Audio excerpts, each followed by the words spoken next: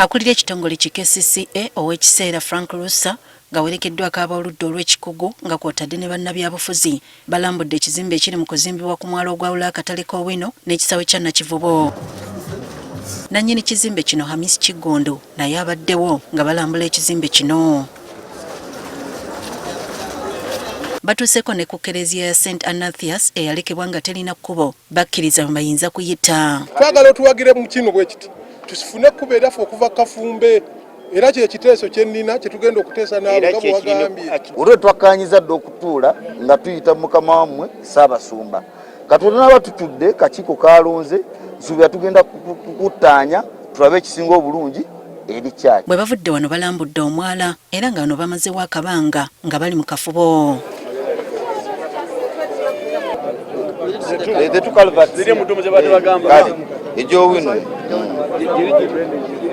Kati bakkiriziganyizza ng'omwala guno bwe gugenda okugogolwa. Ba engineer baffe bagenda kujja batunulire bulungi oba bongere okutunula mu nsonga za drainage eyo kubanga waliwo abatugambye tetwasobodde kulaba wansi biri wansi kubanga tetusobola biraba naye batugenda kuweereza abantu balabe bulungi kiki ekyaleeta blockage. Era bakkaanyizza ng'okuzimba bwe kugenda okuyimirira okutuusa nga bayinginiya ba KCCA bamaze okulambula omulimu guno mu bujjuvu. Twalagidde Ham Enterprises Limited eyimirize emirimu gyonna egikwatagana n'okuzimba kati mu kaseera kano paka nga tumaze okukola assessment.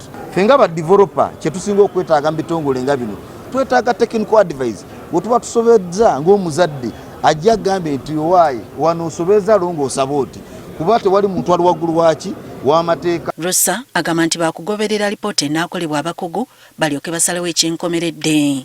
Ba engineer bange bangambye bajja kwetaagamu ennaku ziizo si nnyingi nnyo batuwe report eyo report bwefuluma nja kuddamu mpite Dr. Ham era tujja kuddamu tumuyite tumubule ebivudde mu report eyo tulabe tuteme empenda okulaba nga ekizibu ky'amazzi wano tukijjawo. Era onasabye Hamis Kigondo okutula ne Kereziya okutema empenda ku nsonga y'ekkubo. Emirimu Ham gyakoze Dr. Ham gyakoze ku kifo kino giremesezza abantu okugenda mu Kereziya eyo era twatatoka kulaba ekkubo erisigaddewo lyenkanawa oba weewaawo plani ki Dr. Ham gy'alina okuteekawo ekkubo.